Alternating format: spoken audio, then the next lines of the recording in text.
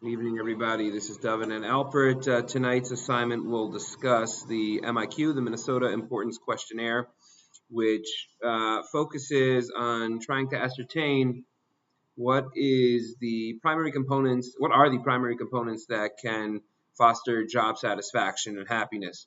So there's obviously two elements always in the working relationship. There's what the employer expects and what the employee can provide. If the employee can provide satisfactory work, that's a big chunk of what can go into producing a fulfilling career. And if the employee has satisfaction with their environment and so on and so forth and what they're doing, that will take care of the other 50% of the relationship. Now, the MIQ was designed for vocational counseling, job placement. If somebody's looking to try to figure out what field they should go into, the MIQ is a great option. However, I think this is an important caveat for the mental health field.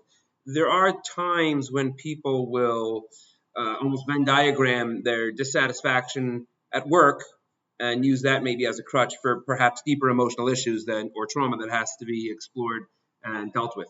So not always is so I would say the MIQ would be certainly appropriate for somebody trying to figure out what field to go into and career advice and so on.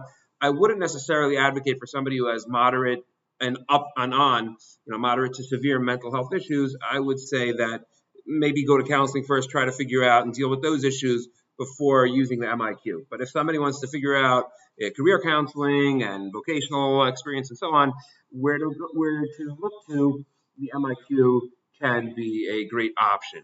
Again, but separate the mental health component. Sometimes people have trauma or deeper issues that have to be dealt with.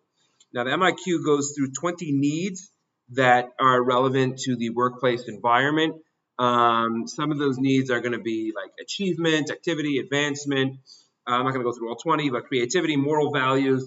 Anecdotally, I'm a teacher, so I happen to like the creativity. Moral values are important to me as well. And there's co-working, recognition, responsibility, or how you're going to interact with your coworkers. These are all 20 or some of the 20 needs that the MIQ goes through to assess. Now, there's a ranked version of the MIQ where you'll get two choices and you'll have to rank which choice is more appealing. And there's a scaled version.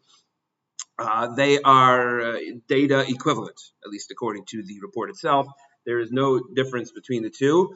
Perhaps it's worth mentioning that these 20 needs that are relevant in greater detail can actually be boiled down into values, about 6 values that are going to be of critical importance. So you're going to have the achievement value, the comfort value, status value, altruism, safety, and autonomy. Again, I think where I come from, altruism is going to rank up there. And depending on the person, depending on what they're looking for, these values will be assessed. And, if you're somebody who wants to help improve the world morally and so on, then going into computer engineering, where it may not be the field for you. If you're a numbers guy or lady, then perhaps accounting, right?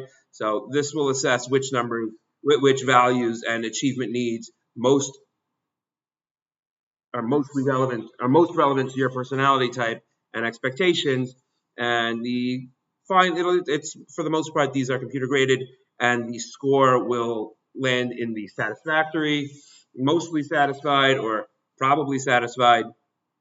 And then there's a unsatisfied category. So it can be boiled down. I mean, the numbers get a bit technical, but it can be boiled down to those 3 categories: satisfied, likely satisfied, or unsatisfied. Have a good night. The MIQ report. Thank you.